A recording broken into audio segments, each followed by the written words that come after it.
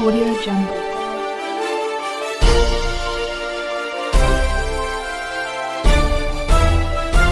Audio Jungle. आप सभी का मेरे चैनल ज्ञान संपदा में स्वागत है। चैनल को सब्सक्राइब, लाइक, शेयर जरूर करें। Welcome students, respected teachers. आप सभी का क्रियात्मक अनुसंधान की कक्षा में दिल से स्वागत है।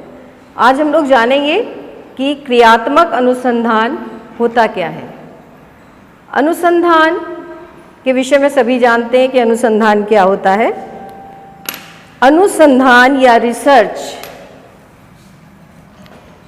दो शब्दों से मिलकर बना है, री और सर्च। री का मतलब है रिपीट करना, बार बार।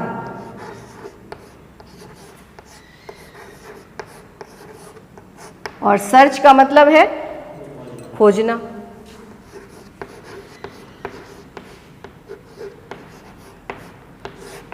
कोई भी शोध, कोई भी अनुसंधान एक बार अगर हमने खोज लिया तो इसका मतलब ये नहीं कि उसके मानक और उसके जितने भी सिद्धांत हैं, जो भी उसकी वैल्यूज़ हैं, वो पूरे काल, पूरे जीवन पर्यंत एक सी रहेंगी। ऐसा नहीं होता है।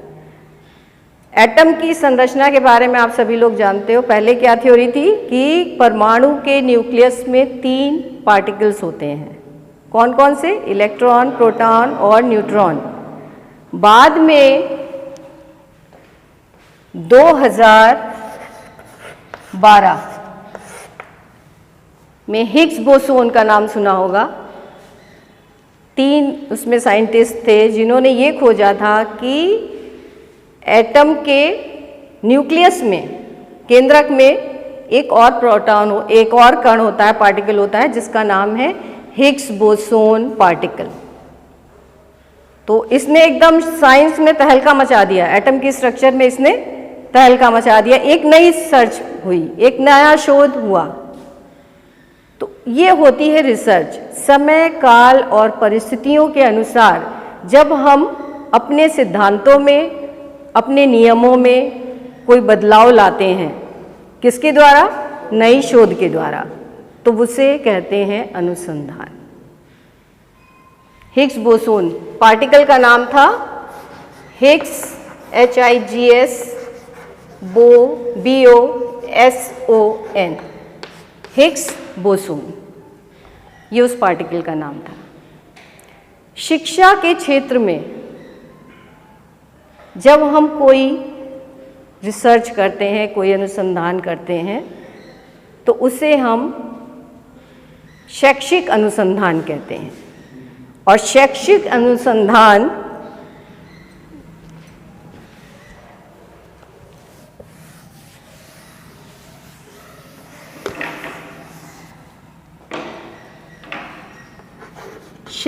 अनुसंधान ये 2 प्रकार का होता है।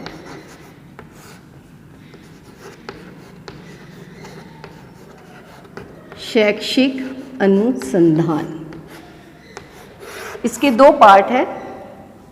पहला मूल अनुसंधान, फंडामेंटल रिसर्च, और दूसरा है क्रियात्मक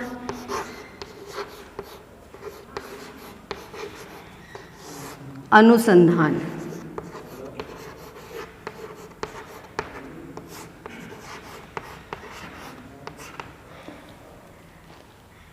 मूल संधान क्या होता है? जब भी हम कोई सिद्धांत की खोज करते हैं, कोई भी नए तत्व की खोज करते हैं और उसके लिए कोई नियम बनाते हैं, तो वो हमारे मूल सिद्धांत यानी कि मूल अनुसंधान है। जैसे परमाणु की खोज हुई, किरणों की खोज हुई, अल्फा बीटा गामा किरणों की खोज हुई, फ्लावर की स्ट्रक्चर खोजी गई, तो ये सब क्या है? मूल अनुसंधान है। लेकिन जब हम शिक्षा के क्षेत्र से जुड़ी समस्याओं का अध्ययन करते हैं, शिक्षा के क्षेत्र में बहुत सारी समस्याएं हैं। इंफ्रास्ट्रक्चर की समस्या है, टीचर्स की समस्या है, उनकी एजुकेशन की समस्या है, बच्चों को इकट्ठा करने की समस्या है, बिल्डिंग की प्रॉब्लम है, मैनेजमेंट की प्रॉब्लम है। तो जब शिक्षा से संबंधित समस्याओं का हम अध्ययन करते हैं तो वो अध्ययन हमारा या वो रिसर्च हमारी क्रियात्मक अनुसंधान कहलाती है। दोनों में डिफरेंस समझ में आ गया होगा। अब आ जाइए, एक डेफिनेशन हम लिखवाना चाहेंगे। सारा ब्लैक, SARA, सारा ब्लैक, BLACK, वेल, WELL। इन्होंने बताया कि क्रियात्मक अनुसंधान, इन्वर्टेड कॉमास में, क्रियात्मक अनुसंधान विद्यालय की समस्याओं से संबंधित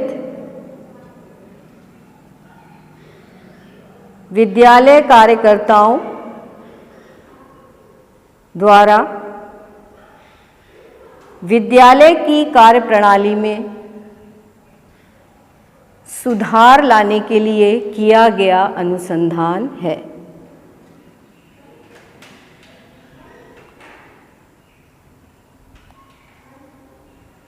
क्योंकि एक्शन रिसर्च, ये भी दो शब्दों से मिलकर बना है, एक्शन और रिसर्च। इसका मतलब है वो रिसर्च जो क्रियाओं पर आधारित है, जिसमें क्रियात्मक अंतर्धारणा होती है, उसे हम एक्शन रिसर्च कहते हैं।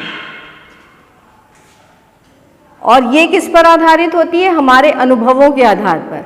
जब हमें अनुभव होते हैं तभी हम कुछ कार्य करने की सोचते हैं। हमें अनुभवों से पता चलता है कि हमारे सामने कोई प्रॉब्लम आ रही है, और जब वो प्रॉब्लम आ रही है तो उसके लिए हम कोई ना कोई एक्टिविटी करते हैं। तो ये क्रिया आधारित अनुभवजन्य अनुसंधान क्रियात्मक अनुसंधान कहलाता है। एक्शन रिसर्च को सबसे पहले बकिंघम ने 1926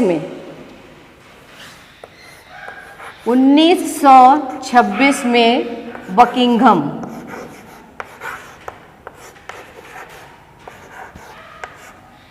खोजा था। सबसे पहले उन्होंने इसका पता लगाया था। लेकिन स्टीफन एम कोरे ने विद्यालय से संबंधित, स्कूल से संबंधित समस्याओं को दूर करने में सबसे पहले इसको प्रयोग किया था। तो प्रयोग में कौन लाया था? स्टीफन एम कोरे। इन्होंने विद्यालय से संबंधित समस्याओं को दूर करने के लिए सबसे पहले इसको ये प्रयोग में लाए थे। और ये इन्होंने एक किताब लिखी थी, रिसर्च फॉर टीचर्स, जिसमें उन्होंने इसका वर्णन किया था कि किस तरह से हम अपने विद्यालय की समस्याओं को दूर कर सकते हैं। इनकी किताब थी स्टीफन एम कोरे की research for teachers. Research for teachers.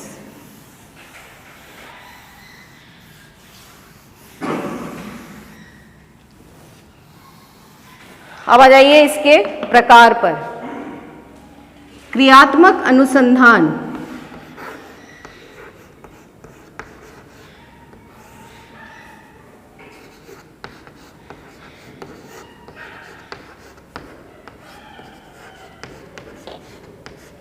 चार प्रकार का होता है। पहला डायग्नोस्टिक, उपचारात्मक।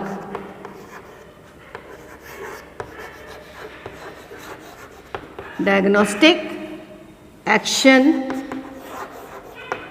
रिसर्च।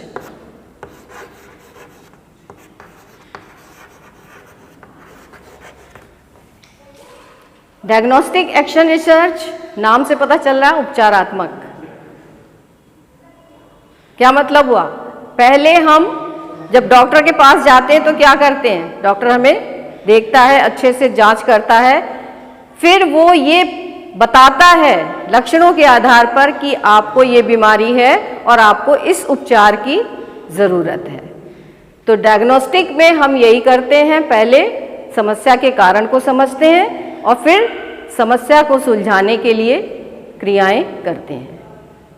तो फर्स्ट है हमारा डायग्नोस्टिक एक्शन रिसर्च, दूसरा है पार्टिसिपेटिव,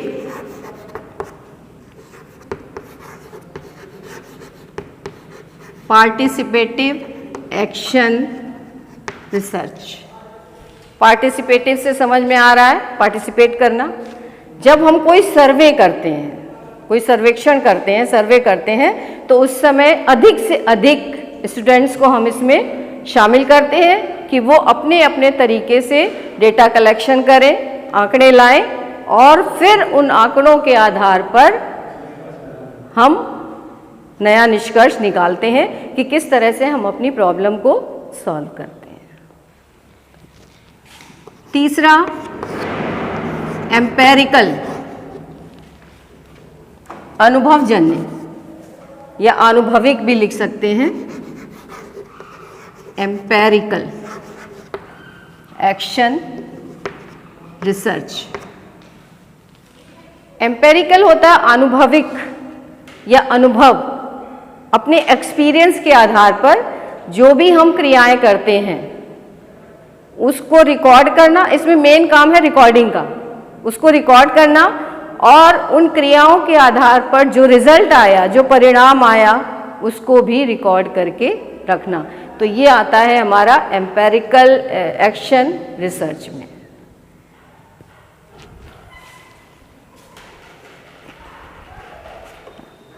फोर्थ है experimental,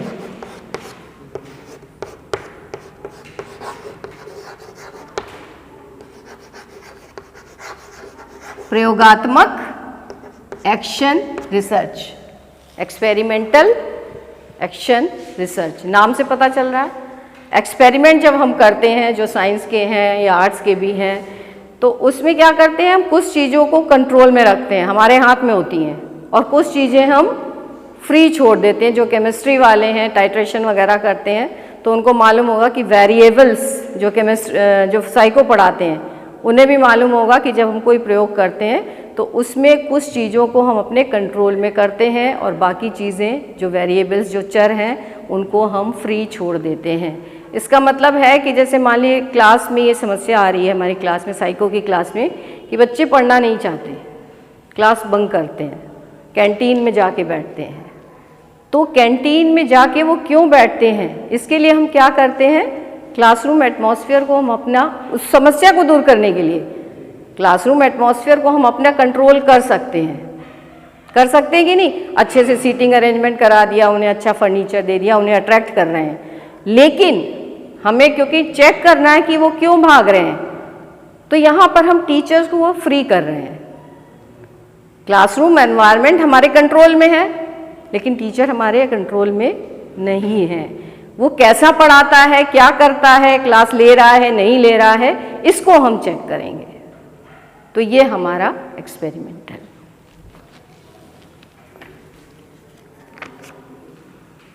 need and importance of action research. क्यों एक्शन रिसर्च पढ़ाई जानी चाहिए, इसकी आवश्यकता क्यों होनी चाहिए, क्यों होनी चाहिए? विद्यालय की गतिविधियों में सुधार करने के लिए, शिक्षण प्रक्रिया से जुड़ी समस्याओं को दूर करने के लिए, अपने महाविद्यालय या विद्यालय को विकास की ओर अग्रसर करने के लिए, बालकों से जुड़ी व्यवहारगत, उनके व्यवहार से संबंधित बहुत सी समस्याएं होती हैं, उनकी आर्थिक पृष्ठभूमि से संबंधित बहुत समस्याएं होती हैं, उनके सामाजिकरण से जुड़ी बहुत सी समस्याएं होती हैं। वो सोशल है या नहीं है, अपना आपस में घुलते मिलते हैं कि नहीं घुलते मिलते हैं, उनके पेरेंट्स की क्या स्थिति है, घर में कैसी कंडीशन है। इन सारी समस्याओं को हम दूर कैसे करें, इसके लिए हमें किसकी आवश्यकता होती है? एक्शन रिसर्च की, और ये बच्चों को पढ़ाया जाना चाहिए। इसके साथ साथ और क्या समस्याएं हो सकती हैं? एनीबॉडी एल्स है? अनुशासन, डिसिप्लिन, सबसे बड़ी समस्या क्या है? एक्शन रिसर्च का सबसे अच्छा जो टॉपिक है वो है discipline, how to maintain discipline in our class, in our college. तो अनुशासन की सबसे बड़ी समस्या है। दूसरी जो मेन इंपॉर्टेंट समस्या आती है हमारे सामने, वो आती है पाठ्यक्रम की। कुछ सब्जेक्ट्स का पाठ्यक्रम सिलेबस इतना नीरस होता है, इतना उबाऊ होता है कि बच्चे पढ़ना नहीं चाहते। तो हम उसमें चेंज कर सकते हैं, सिलेबस नहीं बदल सकते लेकिन पढ़ाने के तरीके बदल सकते हैं। जैसे ज्योग्राफी मुझे कभी नहीं समझ में आई, पढ़ ही नहीं पाते थे, नींद आने लगती थी, कोशिश करते थे लास्ट बेंच पे बैठने की, मज़ा नहीं आता था। लेकिन जो हमारी टीचर थी उन्होंने हमें एक चीज़ समझाई कि ज्योग्राफी में अगर नहीं समझ में आता है तो जो थ्योरी पोर्शन है उसको तो रट डालो, लेकिन मैप, अगर मैथ्स में तुम्हारा इंटरेस्ट है तो मैप में भी अच्छा लगेगा। और फिर जब मैंने मैप को करना शुरू किया कलर्ड पेंसिल और उससे, तो मेरा इंटरेस्ट ज्योग्राफी में बढ़ा। तो ये भी क्या है? एक्शन रिसर्च है। तो ये तो हो गई इसकी आवश्यकता। अब आ जाइए स्कोप, क्षेत्र क्या हो सकते हैं? एक्शन रिसर्च किन किन क्षेत्रों में की जा सकती है? पहला सबसे मुख्य जो इम्पोर्टेंट महत्वपूर्ण क्षेत्र है इसका है वो है बाल व्यवहार, बच्चों के मनोविज्ञान को जानना। क्योंकि अलग अलग साइकोलॉजी के बच्चे हमारे पास पढ़ने आते हैं और उनको जानना और फिर उसके हिसाब से उनको पढ़ाना, ये एक बहुत बड़ा काम है और बहुत बड़ी समस्या भी है। क्योंकि एक क्लास में जब तरह तरह के बच्चे होते हैं तो सबको हम एक तरीके से नहीं पढ़ा सकते, हमें सॉर्ट आउट करना पड़ता है कौन हायर अचीवर है, कौन मिडिल अचीवर है, कौन लोअर है। लोअर के लिए हम अलग से ट्यूटोरियल क्लास सप्ताह में एक बार ले सकते हैं। मीडियोकर ज़्यादा होते हैं, एवरेज बच्चे जो होते हैं वो ज़्यादा होते हैं, और जो एक्स्ट्रा ऑर्डिनरी होते हैं वो भी 1 या 2 होते हैं क्लास में। उन लोगों के साथ प्रॉब्लम नहीं होती है, प्रॉब्लम आती है मीडियोकर के साथ। क्यों? उनको लोअर वाला पढ़ा नहीं सकते और हायर वाला उन्हें समझ में नहीं आता है। तो लोअर और हायर को हम 2-2 बच्चे होते हैं, उनको अलग क्लास लेकर 15-15 मिनट का टाइम देकर उनको पढ़ा सकते हैं। सेकंड है टीचिंग से संबंधित समस्याएं। आप सभी लोग टीचर्स हैं, स्टूडेंट भी रहे हैं, आप लोग खुद जानते हैं कि टीचिंग से संबंधित क्या क्या समस्याएं हो सकती हैं। कौन कौन सी हो सकती हैं? क्लास में देर से आना, क्लास में देर से आना, सिलेबस तैयार करके ना आना। अगर क्लास में आप सिलेबस तैयार करके नहीं गए हैं तो यकीन मानिए आपका स्टूडेंट आपको कभी भी पसंद नहीं करेगा। जब आप यहाँ पर खड़े होते ना तो आपके चेहरे के भाव स्टूडेंट बहुत तेज़ी से पकड़ लेते हैं। वो जान जाते हैं कि हमारी मैम को आज समझ नहीं आ रहा है पढ़ाना, वो कुछ भी अनर्गल बोल रही हैं। और क्लास में अगर आधे घंटे या पौन घंटे का समय बिताना है तो कुछ तो बोलेंगे। तो कक्षा में जाने से पहले हमें अपना लेक्चर आधा घंटा टाइम दीजिए, 15 मिनट टाइम दीजिए। एक ही लेक्चर हम सालों साल पढ़ाते रहते हैं, याद हो जाता है, लेकिन फिर भी कभी कभी क्या होता है, कुछ नया जुड़ जाता है। वही मैंने कहा ना, शोध चल रहा है इस समय। जब शोध चल रहा है तो कुछ नई चीज़ें, कुछ नई ज्ञान की बातें हमारे लेक्चर में ऐड होती रहती हैं और उनको हम ऐड करते जाते हैं। विनोद आ जाओ, और उनको हम ऐड करते चलते हैं। तो क्लास में जाने से पहले लाइब्रेरी में जाके या कहीं एकांत में बैठकर अपना लेक्चर ज़रूर रिवाइज करिए और छात्रों की वाहवाही लूटिए। नेक्स्ट है एग्ज़ाम, एग्ज़ाम से संबंधित समस्याएं। एग्ज़ाम से संबंधित समस्याएं, एक तो एग्ज़ाम फियर। एग्ज़ाम का नाम सुनते ही बहुत से लोगों को बुखार चढ़ने लगता है, पेपर हो गया, आप क्या करें आती है। किसी को ज़्यादा भूख लगती है, बहुत से लोगों के साथ ये समस्या होती है कि वो खाने ज़्यादा लगते हैं, और किसी किसी की भूख एकदम ही गायब हो जाती है, नींद ही नहीं आ रही है, चाय कॉफ़ी इतना पिएंगे कि उनकी नींद उड़ जाएगी। तो ये एग्ज़ाम फियर दूर करना, ये टीचर्स का काम होना चाहिए कि वो अपने बच्चों को बताएं कि किस तरीके से आप अपना सिलेबस तैयार करिए। ज़रूरी नहीं इतनी मोटी किताब है तो हम उसको पूरा रट डालें, नहीं। 10 साल का अनसॉल्व देखिए, उसमें जो क्वेश्चन बार बार रिपीट हो रहे हैं उन्हें टिक करिए, उनमें से क्वेश्चन तैयार करिए। और जिन चैप्टर्स में से 1 या 2 नंबर का आता है वो तो होता ही है, अचीवमेंट टेस्ट में आप लोग ये पढ़ाते होगे, तो उन चैप्टर्स को छोड़ भी दीजिए, कोई फ़र्क नहीं पड़ता। पूरी किताब नहीं पढ़ी जाती है। ये आप बताइए क्या चीज़ इम्पॉर्टेंट है इस साल के लिए। 3 साल से अगर ये क्वेश्चन आ रहा है तो उसको छोड़ के दूसरा नया क्वेश्चन उन्हें दीजिए। और जो क्वेश्चन रिपीट होते हैं उनको समय समय पर उन्हें होमवर्क में दीजिए, जिससे उनकी तैयारी साथ साथ चलती रहे। को करिकुलर एक्टिविटी, सहगामी पाठ्य क्रियाएं बहुत सारी होती हैं, अपने कॉलेज में तो बहुत ही ज़्यादा होती हैं पाठ्य क्रियाएं। खेल कूद है, म्यूज़िक है, डांस है, डिबेट है, योगा है। योगा तो खैर एक एज ए सब्जेक्ट आ गया है, और बाकी क्विज प्रोग्राम होते हैं। तो ये सारी जो पाठ्य सहगामी क्रियाएं हैं वो इसके अंतर्गत आती हैं। लेकिन इनमें भी बहुत सी समस्याएं होती हैं। कुछ बच्चे जो होते हैं वो हर एक्टिविटी में पार्ट करना चाहते हैं, और वो होते भी हैं बहुत टैलेंटेड, और हम लोग क्या करते हैं अपने विद्यालय की नाक ऊंची करने के लिए उसी को मौका देते हैं, बार बार मौका देते हैं। उससे क्या होता है, बाकी बच्चों में हैरेसमेंट होता है। तो एक लिमिट बांध दीजिए कि आप 3 से ज़्यादा प्रतियोगिताओं में भाग नहीं ले सकते। आपने 3 में ले लिया, अब आगे आपको नहीं, आपको फिर कभी मौका मिलेगा। तो सबके संग इक्वलिटी का व्यवहार रखिए, उनके टैलेंट को पहचानिए कि अगर ये अच्छा गाता है तो उसे सिंगिंग में आगे लाइए, उसे बकअप करिए। अगर वो लिखता अच्छा है तो उसकी राइटिंग कंपटीशन करा दीजिए। अच्छा बोलता है तो डिबेट कराइए। जीके अच्छी है तो क्विज करा दो। ज़रूरी नहीं है कि रोज़ क्लास में खड़े होकर हम लेक्चर देते हैं 1 घंटे का। क्विज करा के देखो कितना मज़ा आता है, एक्टिविटीज़ करा के देखिए कितना मज़ा आता है। पढ़ाने के ढंग अलग अलग हैं। पढ़ाने के लिए हम छोटे मोटे प्लेज, स्किट क्लास में कराते हैं। अभी लखनऊ यूनिवर्सिटी में मैंने एक वर्कशॉप में कराई थी एक स्किट, और लोगों ने इतनी पसंद की, बड़े बड़े एसोसिएट प्रोफेसर थे, तब सभी ने बहुत पसंद की वो। तो स्किट करा दीजिए, कोई एक्टिविटी करा दीजिए, पेंटिंग करा दीजिए।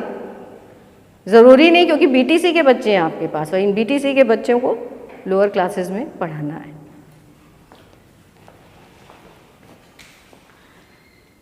लास्ट है विद्यालय संगठन व प्रशासन से संबंधित समस्याएं। ये समस्याएं भी बहुत बड़ी समस्याएं हैं। विद्यालय प्रशासन आपकी बात सुनता है कि नहीं सुनता है, आपके साथ सहयोग करता है या नहीं करता है। तो एडमिनिस्ट्रेशन भी इसमें बहुत मायने रखता है, और वो किसके थ्रू होता है, प्रिंसिपल के थ्रू। अगर प्रिंसिपल आपका अपनी बात मैनेजर के सामने या प्रेसिडेंट के सामने रखने में सक्षम है पूरी, पहले तो उसके ऊपर एक वर्कआउट कर ले कि हमें क्या कहना है, क्या बोलना है। ये नहीं कि एट रैंडम लेके आप चले जाएं तो गुस्सा भी आ जाता है। कोई एक्टिविटी करानी है, उसके लिए फंड चाहिए, आप पहले से एक उसका बनाइए, लेखा जोखा तैयार करिए, कितना पैसा चाहिए, ये एप्लीकेशन है, फंड आपका स्वीकृत होगा। पहले एप्लीकेशन, फिर उसका फंड लगा के दीजिए और काम कराइए। तो मैनेजमेंट और प्रशासन से जुड़ी भी बहुत सी समस्याएं आ जाती हैं। उसमें टीचर्स का भी हो जाता है कि कोई लेट आ रहा है, कोई नहीं आ रहा है, कोई ढंग से लेक्चर नहीं ले रहा है। ये सारी समस्याएं कौन डील करेगा, या तो आपका प्रिंसिपल या मैनेजमेंट। अब आ जाइए tools of data collection. Research की बात है तो हमें टूल्स क्या होते हैं, उपकरण जो हम किसी रिसर्च को करने में प्रयोग करते हैं। तो इसमें पहला टूल जो है एक्शन रिसर्च का,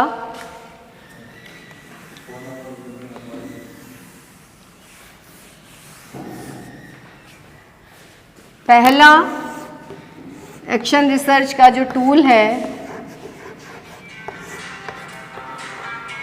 वो है इंक्वायरी फॉर्म। इंक्वायरी फॉर्म के अंदर छोटे छोटे 8 इसके हिस्से हैं। सबसे पहला है क्वेश्चनेयर, प्रश्नावली।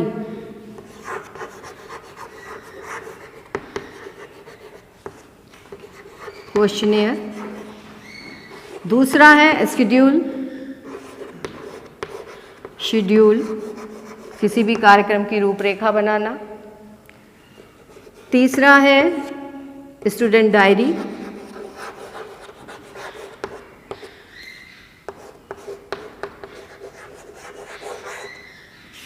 चौथा है टीचर्स डायरी।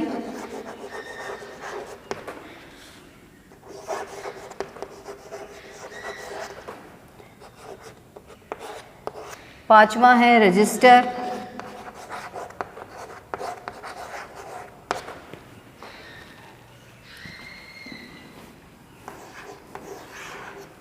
छठा है टाइम टेबल।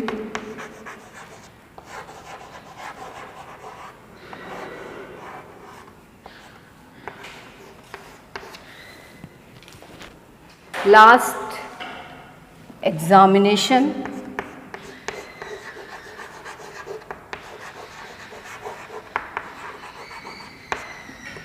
और फिर है रिजल्ट। जब हम किसी समस्या की इंक्वायरी करते हैं, जैसे कोई इंस्पेक्टर केस सॉल्व करता है तो इंक्वायरी ही करता है, तो उसमें हमें ये सारी चीज़ें देखनी होंगी। क्वेश्चनेयर बनाएं, प्रश्नावली बनाएं, 10 प्रश्नों की बनाएं, 25 की बनाएं और उसको सॉल्व करने को दें बच्चे को कि इससे क्या प्रॉब्लम आ रही है, उससे सॉर्ट आउट होगा। शेड्यूल, उसका एक शेड्यूल बना दें कि उसको किस तरीके से अपने सिलेबस को तैयार करना है, या क्या जो भी आप उसकी रूपरेखा बनाएंगे वो उसको फॉलो करें। स्टूडेंट डायरी, स्टूडेंट डायरी बहुत से स्कूलों में होती है जिसमें होमवर्क लिख के दिया जाता है और उसने पूरा किया कि नहीं किया उस पर टीचर्स अपने कमेंट करते हैं। टीचर्स डायरी, टीचर्स डायरी में टीचर अपने प्रतिदिन का साप्ताहिक रिकॉर्ड रखता है वो कि आज उसने फला दिन कौन सी क्लास ली और क्लास में क्या पढ़ाया, टेस्ट लिया या नहीं लिया, टेस्ट के नंबर इवन उसको चढ़ाने होते हैं, सिलेबस भी लिखना होता है। रजिस्टर, अटेंडेंस रजिस्टर सबको मालूम है, बहुत इम्पॉर्टेंट है। बच्चे की प्रेजेंस, एब्सेंस सब उसमें रिकॉर्ड रहती है। टाइम टेबल, टाइम टेबल क्या है पता लग जाता है उससे, कौन सा टीचर किस टाइम पर किस क्लास में मिलेगा, कौन सा सब्जेक्ट आपने पहले रखा है, कौन सा आपने बाद में रखा, क्योंकि सब्जेक्ट को टाइम टेबल में फिट करना भी एक बहुत बड़ी टेक्निक है। कठिन सब्जेक्ट जो होते हैं वो हमको मॉर्निंग में और सरल सब्जेक्ट हमको लास्ट के मतलब लंच के बाद के पीरियड्स में रखने चाहिए। एग्ज़ामिनेशन, एग्ज़ामिनेशन की इंफॉर्मेशन उनको समय समय पर देते रहना। फिर है रिज़ल्ट, रिज़ल्ट का सारा रिकॉर्ड रखना, कैसे नंबर आए उसके, कितना उसने किस सब्जेक्ट में मेहनत की, नहीं की, क्यों नहीं की, ये सारे कारण हमको इंक्वायरी से मिल जाते हैं। सेकंड टूल है ऑब्जर्वेशन, निरीक्षण। आप क्लास में बैठे बैठे ऑब्जर्व कर सकते हैं कि कौन सा बच्चा किस तरीके की एक्टिविटी कर रहा है और उसका मन क्लास में है या नहीं है। बहुत से लोग होते हैं क्लास में बैठे होते हैं लेकिन ध्यान कहीं और होता है, वो उसको देख के समझ में आ जाता है। तो उसकी एक्टिविटीज़ पर पूरा ध्यान देना, वो अपना होमवर्क कर रहा, वो क्लास का काम कर रहा है, क्लास वर्क कर रहा है कि नहीं कर रहा है, या कॉपी में कोई ड्राइंग बना रहा है, चुटकुला लिख रहा है, कुछ पिक्चर्स बना रहा है, तो ये आता है ऑब्जर्वेशन में। फिर है इंटरव्यू, साक्षात्कार सबको मालूम है। समस्या कोई अगर है तो हम उसका इंटरव्यू लेके उसको सॉल्व कर सकते हैं। उसके लिए प्रश्नावली बनाते हैं और उससे क्वेश्चन करते हैं, पुटअप करते हैं और फिर हम उसके द्वारा किसी निष्कर्ष पर पहुंच जाते हैं। फोर्थ है साइकोलॉजिकल टेस्ट। नाम सुना होगा सबने। ये जो हमारी मानसिक योग्यताएं हैं साइकोलॉजिकल टेस्ट, मनोवैज्ञानिक टेस्ट, परीक्षण। तो मनोवैज्ञानिक परीक्षण मनोवैज्ञानिक योग्यताओं को मापने के संबंध में यूज किए जाते हैं ये टेस्ट। और ये टेस्ट कौन कौन से होते हैं? बुद्धि परीक्षण, लिख लीजिए नाम, इंटेलिजेंस टेस्ट, बुद्धि परीक्षण, अचीवमेंट टेस्ट, उपलब्धि परीक्षण, एटीट्यूड टेस्ट, अभिवृत्ति क्या है,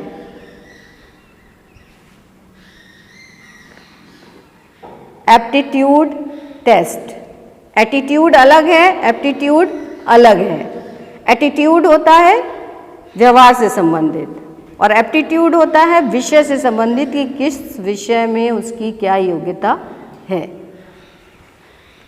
फिर है पर्सनैलिटी टेस्ट। पर्सनैलिटी नापने के लिए साइकोलॉजिकल टेस्ट होता है कि इससे पता लग जाता है कि छात्र हमारा इंट्रोवर्ट है या एक्सट्रोवर्ट है। अब लास्ट टॉपिक हमारा चल रहा है स्टेप ऑफ एक्शन रिसर्च। सबसे महत्वपूर्ण पहला स्टेप हमारी है समस्या, समस्या का होना। अगर हमारे सामने कोई समस्या नहीं आ रही है तो हम रिसर्च करते ही नहीं और करेंगे भी नहीं, कोशिश भी नहीं करेंगे कि हम कुछ नया खोजें। जब सब कुछ अच्छा चल रहा है, लाइफ हमारी अच्छी चल रही, तो हम भी आराम से डेली रूटीन में बंधे हैं और आराम कर रहे हैं। तो समस्या का होना सबसे पहली इसका चरण है एक्शन रिसर्च के लिए। आज हमारे पूरे विश्व में सबसे बड़ी समस्या क्या है? कोविड-19 की, जो दिन पे दिन बढ़ती जा रही है। और कोविड-19 के ऊपर इतने रिसर्च हो रहे हैं और अभी तक उसकी वैक्सीन हम लोग नहीं निकाल पाए हैं। तो रोज़ नई नई रिसर्चेज हो रही हैं। बहुत बड़ी समस्या है। समस्या है तो रिसर्च भी होगी। इसी तरह एजुकेशन में भी समस्याएं हैं तो हम रिसर्च भी करेंगे। समस्याओं के स्रोत क्या हो सकते हैं? ये एक्शन रिसर्च की हम बात कर रहे हैं। समस्याओं के कौन कौन से सोर्स हो सकते हैं? कहाँ से हमें समस्याएं मिलेंगी? जैसे आप लोग बच्चों को बताएंगे कि एक्शन रिसर्च, एक टॉपिक देंगे कि इस पर आप एक्शन रिसर्च बना के लाइए, किसी एक बच्चे का प्रोफॉर्मा हम दे देंगे। तो समस्या कहाँ से लाएंगे? किस किस एरिया से संबंधित समस्याएं हो सकती हैं? परिवार से हो सकती हैं, सबसे पहले तो हम ही से हो सकती है। टीचिंग से संबंधित समस्याएं, सबसे बड़ी समस्या उसे हमसे हो सकती है। हमारा विषय ना अच्छा लगता हो, हमारा पढ़ाने का तरीका ना अच्छा लगता हो, हमारा ड्रेसिंग सेंस ना भाता हो उसको, क्लास में हमारा बोलना ना अच्छा लगता हो सकता हम बहुत ज़्यादा डांटते हों या किसी एक बच्चे पर ज़्यादा फोकस करते हो। तो ये सारी समस्याएं किससे होती हैं? टीचिंग से संबंधित समस्याएं। नेक्स्ट है test, test related problem. Test से संबंधित समस्याएं। टेस्ट से संबंधित समस्याएं क्या हो सकती हैं?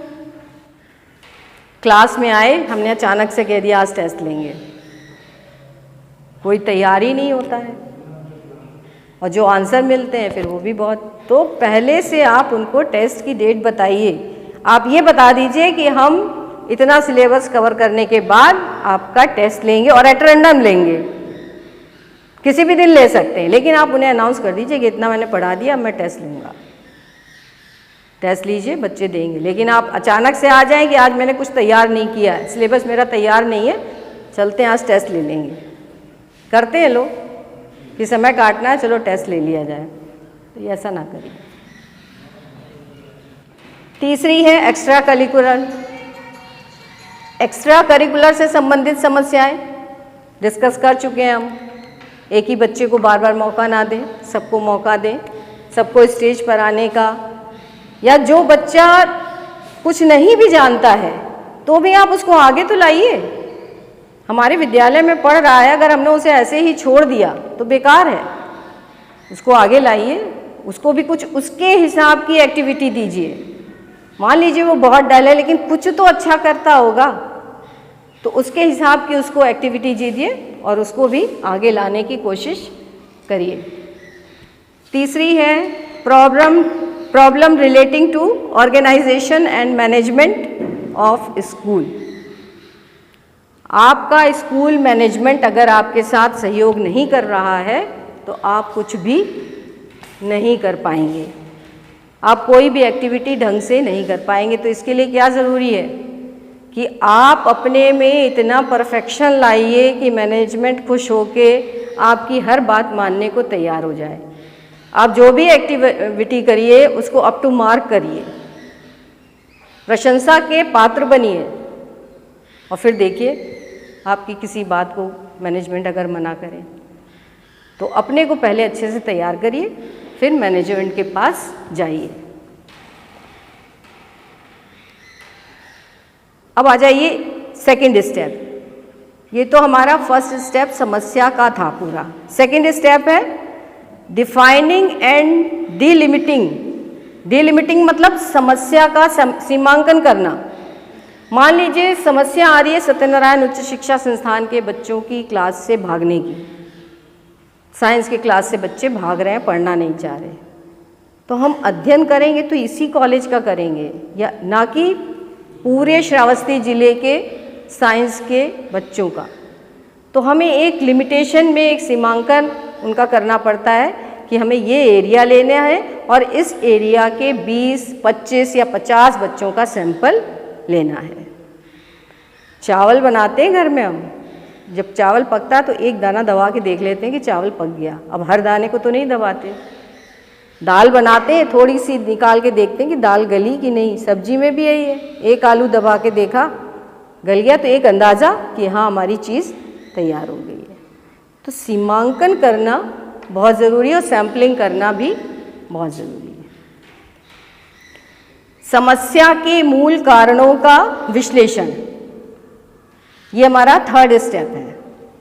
समस्या के मूल कारणों का विश्लेषण सब कर सकते हैं एनालिसिस कि क्यों हमारे कॉलेज में ये समस्या आ रही है, अनुशासन भंगता की समस्या क्यों आ रही है, बच्चे पार्टिसिपेट नहीं कर रहे हैं किसी प्रोग्राम में तो क्यों नहीं कर रहे हैं, बहुत ज़्यादा एक्टिविटी। एक चीज़ ध्यान में रखिए, हर समय एक्टिविटीज़ कराना भी उचित नहीं है। बच्चे बहुत एक्टिविटीज़ से भी भागते हैं, भाई वो पढ़ने के लिए आते हैं। अगर उन्हें पढ़ाई नहीं मिल रही है, शिक्षण कार्य नहीं मिल रहा है, खाली एक्टिविटीज़ कराई जा रही तो भी वो बोर होके भागेंगे, नहीं आएंगे। आप 10 बार, 1-2 बार बुलाएंगे, 3 बार बुलाएंगे, आएंगे, चौथी बार वो मना कर देंगे। तो एक शेड्यूल में काम होना चाहिए। जब एक्टिविटी की ज़रूरत हो तो एक्टिविटी कराइए और आगे बढ़िए। फिर है hypothesis, formulation of action hypothesis. अस्थायी धारणा हम इसकी बनाते हैं। हाइपोथेसिस क्या होती है? उपकल्पना। उपकल्पना होती है जब हम कोई समस्या हमारे सामने आती है। तो जैसे हम कानपुर से बहराइच आते हैं तो इसके 2-3 रास्ते हैं। हम उन 2-3 रास्तों को एक बार ट्राई करते हैं। एक बार इस रास्ते से गए, दूसरी बार दूसरे से गए, तीसरी बार तीसरे से आए।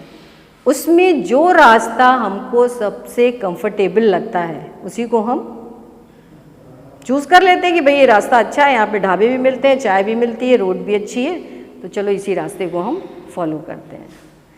इसी तरह से कोई भी समस्या होती है तो हम उसकी 2-3 कारण सोचते हैं कि ऐसा क्यों हो रहा है। अगर इसको हम इस तरीके से करें तो ये समस्या हमारी दूर हो जाएगी। 3-4 को टेस्ट करते हैं, तो जो उपकल्पना हमारी सही होती है उसको हम मान लेते हैं। जीने पे जाने के 2 रास्ते मान लिए हमने बनाए, एक ये अंदर से है, एक उधर पीछे से है। अंदर वाला हमें ईजी पड़ता है क्योंकि हम बारिश वगैरह से बचते हैं। उधर वाला अनकंफर्टेबल है, खुला है तो हम भीगेंगे। तो हमारी उपकल्पना कौन सी सही होगी? अंदर वाली। इसे कहते हैं उपकल्पना।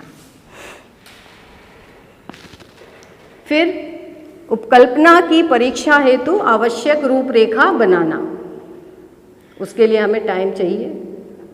अगर हम कोई उपकल्पना अपनी बना रहे हैं, उसको टेस्ट कर रहे हैं, तो उसको किस तरह से हमारी वो कल्पना सही हो, उसके लिए पूरे स्टेप बाय स्टेप रूपरेखा बना लेते हैं। फिर रूपरेखा बनाई, उपकल्पना बनाई, समस्या भी हमारे पास आ गई। सब कुछ करने के बाद हमारे पास क्या आएगा? रिजल्ट, परिणाम। अब उस परिणाम से हम क्या निष्कर्ष निकालते हैं, यही हमारा एक्शन रिसर्च का सुझाव है। हमारी समस्या यहीं पर ख़त्म। तो मेरे ख्याल से समझ में आ गया होगा व्हाट इज़ एक्शन रिसर्च। तो आज का लेक्चर यहीं पर ख़त्म होता है।